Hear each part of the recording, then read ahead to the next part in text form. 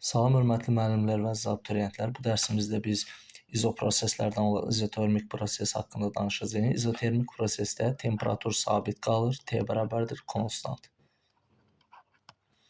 İzotermik prosesdə həcm və təzyiq tərs mütənasibətli olur. Yəni PV bərabərdir konstantdırsa əgər, onda P1 bölünsün P2 bərabərdir V2 bölünsün V1 olur. İzoproses ilk dəfə 1662-ci ildə Boyle və ondan asılı olmayaraq 1676-cı ildə Mario tərəfindən kəşf olunmuşdur və təcrübələr nəticəsində aşkarlanmışdır.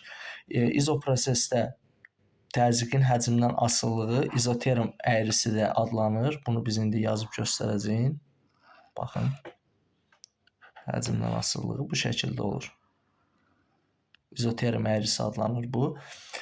Sabit temperaturda ideal qazın təzyiqi ilə sıxlığı arasında P bölünsün ρ bərabərdir konstant kimi əlaqə var.